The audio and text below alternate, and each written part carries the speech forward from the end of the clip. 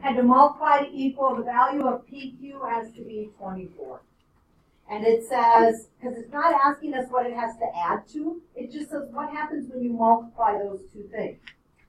Don't these two numbers, whatever P and Q are, when you do that split, right? Whenever we do this split, this 1 and 15 in this problem, in number 1, they had to multiply to give us, if we were looking at 3 times 5, which is the PQ, that's where the P and Q are. So these 1 and 15 had to multiply to give us this number right here, the 15, that we used 3 and 5 for. So all they were looking for in number 6 was 24. Number 7 says, well, what's different about factoring when you have a lead coefficient of 1 or you don't? So they are looking at what's different in like problem number 5, whereas if you would have had x squared plus x minus 2. Well, if I'm looking at what's the same with this problem and this problem, when I look at their answers are both going to have 2 factors that we are multiplying together. Okay? They are both going to be binomials in those factors for number 7. But what is not going to be the same is that in this case, the lead coefficient, what do I multiply to get a 1x squared? It's always just x and x. Whereas when I am taking a look at multiplying in order to do this one, I needed to look at the 2 times 10 that added to, in that case, 7. Or if I was looking at number 1 down here, I had to look at what was the 3 times 5, which gave me the 15, and then it had to add to 16. Now, this one's pretty easy if you're thinking of factoring. What would our factors of multiples or factors of negative 2 be that add to 1? I'm going to have a negative 1, right? Positive 2. So when you do that page 515, that's what the quiz is on. It's just doing this. You do not have to go through and do the split, even though a lot of people did that on the quiz today. All you have to take a look at is the lead coefficient is going to be 1. And what are you multiplying to get the middle term, which will add to our, we'll multiply to give us our factors of our C term that will add to this. And if I look at this, this is going to leave me with negative 1x, and this would be 2x. Okay? So 6 and 7 are taken care of. We did 1, except we didn't finish it. So I would say you kind of need to take a look at it from what we started on that. Then if we are looking at number 27, as you start number 27, we have 19 and 47.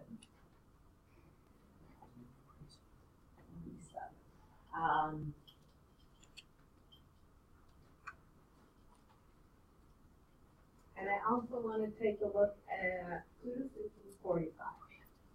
So some of this you're going to have time to work in class. You are turning this assignment in. If you finished this assignment, you'll turn it in after we go through the questions, because any of the ones that I'm going through, if you don't have them done, you'd want to do them. And then common factor in 19. No, so I'm going to start with 4d squared. I have minus 4d as my middle term, minus 35. So I'm going to start off looking at what is my a and c for this. So my a times c, that means the 4 times negative 35. When I multiply that, someone to tell me what that solution is. What was it?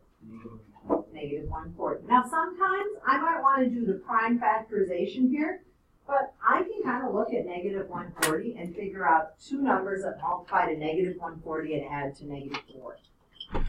So I'm going to be looking at 10 and 14, and then 14 has to be negative because it ends in a 0, right? I have that 10 that I'm looking at.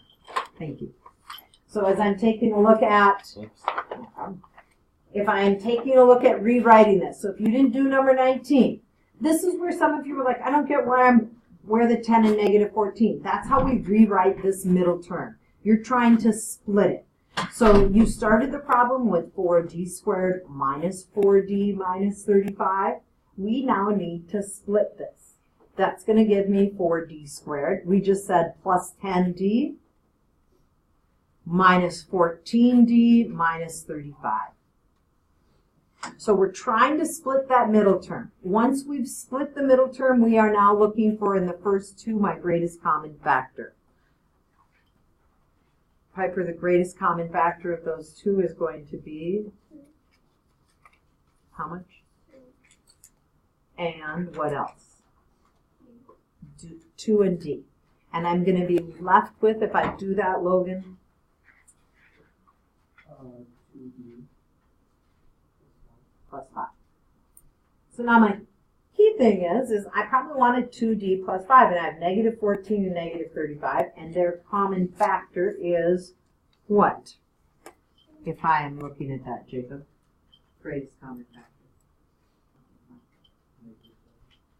Negative 7. So I could have gone with 7, but the reason I don't want to go with positive 7 is I actually want to have 2D plus 5. So now 2D plus 5 is my greatest common factor. So I put that out in front. They both had 2D plus 5.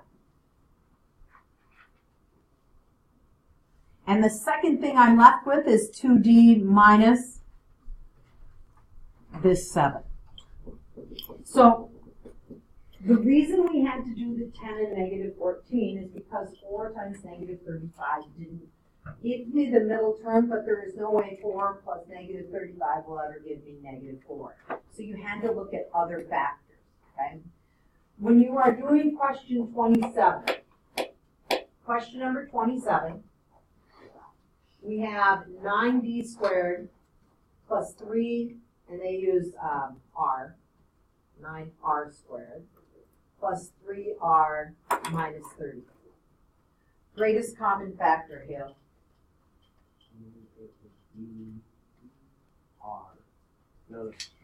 Greatest common factor. You look at those numbers. They all have a 3 in common. You want to factor out a 3 first. So as I look at 27, I have 3 in all of them. What am I going to be left with? 3 So 3R squared. Keep going. R. Okay. So this time when I do my split, I'm trying to get the two numbers that will add to R, but I am looking at my AC that I am multiplying, and the AC that I am multiplying is 3 and 10. So I have 3 times negative 10. That gives me negative 30. 3 and 10, that is not going to be my two numbers that add to 1. What are two numbers that multiply to negative 30 and add to 1? 6 and 5, right? Oh, the 6 has to be positive and the 5 negative. That's how I'm splitting to get this 1, okay? So the key thing when you look at these is you're always trying to split. So I keep the 3 out in front. I'm now going to have 3R squared plus 6R minus 5R minus 10. If you have not done 27, this should be on your paper. You should be doing it now. So when I look at 27, I now want to take my greatest common factor. So Lauren, if I'm looking at my greatest common factor for each part, I'm going to have what? Okay, so I have 3 in R. And if I factor out a 3R, Nick, what am I left with? Just the 2R. So if I factor out 3R R, out of 3R and squared, I'm 2R. going to have R plus 2. I'm looking now, Natalie, for my greatest common factor in that second group. Negative 5, and leaves me with? Yep. R plus 2. So this is kind of my big bracket that I have. So I have 3, and now land in what? It's times R plus 2. There's parentheses R plus 2. And parentheses 3R minus 1. I had some people when they're showing their work not have this minus in between here. This is not being multiplied. This is still subtracting, and you're looking at this whole problem. I had some people put parentheses around this. These are not two parentheses. This is one big polynomial. We just split the trinomial so that you could see the two middle terms. So you just need to be really careful for some of that as you are looking at it. Let's look at 45, and then 51 was assigned. So we'll go through 51 also. So, 45. When you take a look at 45, what's your greatest common factor? We got 63, we've got 89, we got, is that the one I like that? Yeah. What's our greatest common factor?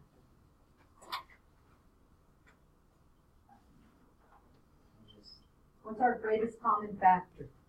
Is there any number that can divide into those three numbers of 63, 89, and 30? 3.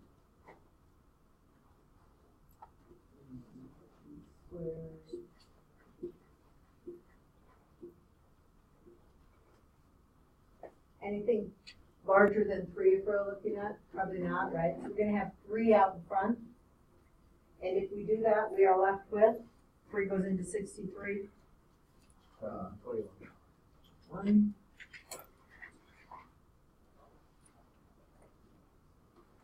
You should have 89 divided by 3, which is going to give us, you know, the 3 is the common factor, right? All of them, right?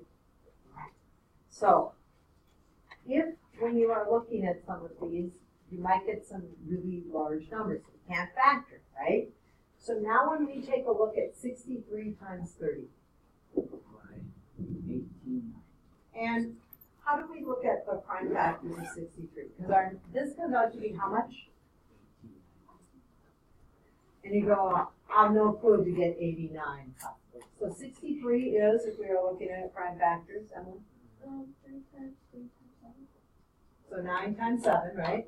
So we go 9 times 7, we write the prime factors. And if we are looking at 30, we might write it as 5 times 6, but again, 2 times 3. So when you look at the problem, we want, as we are looking at this, to get our numbers so that they will add to negative 89. And they had 63 and 30. Didn't work. So you might pick a different pair. 21 times 2. 21 times 2 is going to give us 42. And what did I have left? I have 9 times 5, right? This is going to give us the same answer. Is there any way that's going to add to 89? No. Adds to what? 87, not 89. So is there a different grouping of numbers? And that's what you have to do. You have to start looking at the grouping of your numbers. So, anyone have one that worked? Evelyn? What'd you go with? 35 and negative 54. So 35, looking at, if we are looking at the 35, and then you have 9 times 6, you have 35 times, what'd you have? 54. They're both going to be negative, and that'll give us our negative 89. So sometimes it's really easy to see the split like the 140 to go 14 and 10, and other times it's not. And then you have to look at those prime factors and try and look at the number pairs. So that when I am writing 89 split, it is 63 g squared, and then I might use minus 35, and maybe you put the 54 first, and then you are looking at negative 54g, and then plus 30. And again, if you switch those around, and now you start doing the greatest common factor. In 51, I want you to write down, it asks you for the 2 x-intercepts. That's these 2 points. So look at your textbook or look at your assignment, the 2 x-intercepts. Where is this first one if we are taking a look at that? Located where, Jacob? Okay, so when we look at these,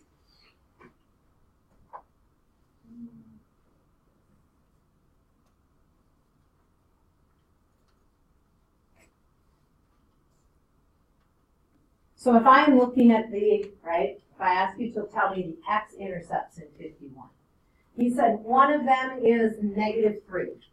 What is that ordered pair, please? Negative 3, 0.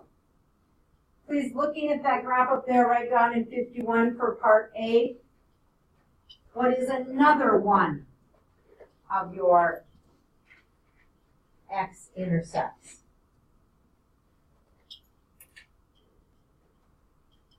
The other x-intercept, Mason, should be? Okay, so the first one he just gave us was this one. We already found this one. So this other point right here where this line crosses is? 2, -2. So as an ordered pair, it's what? 0, or -2, 0. -2, 0. Okay? So it says if you graph this equation, because this is what our next unit is, as we finish this part for graphing, the reason we're doing all this factoring is because you're going to be graphing and solving quadratics. Okay? Just like we solved linear equations, we solved our exponential. So now it says, well, what if you were going to factor? So this is what your homework quiz might look like today. X squared plus 5x plus 6. Someone want to tell me, do I need to do the AC split? I want to factor that. Okay? Sam started us off. If I want to factor this, I'm going 2 parentheses. What do I know the first thing in each one has to be? You can't really see the board. So x squared plus 5x plus 6. How do I factor? Start off in each parentheses.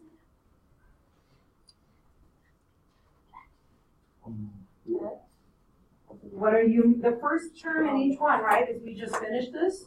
Like everyone, 515, like, did it in class, it was so easy. So what are we gonna get?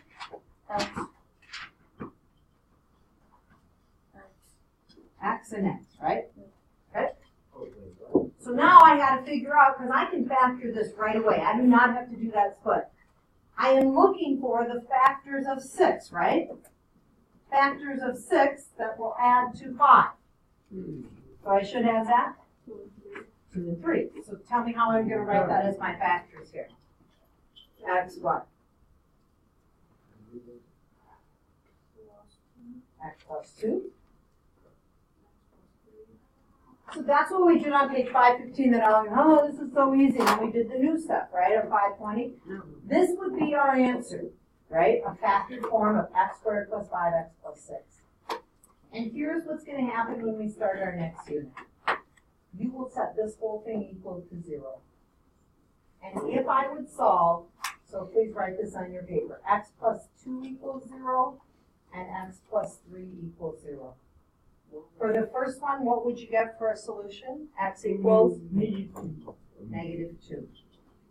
If x is equal to -2, that's actually this ordered pair, which is our solution or root that we're going to talk about. And if we would solve this one, x would equal -3. And again, this is where x is -3 and our y is 0.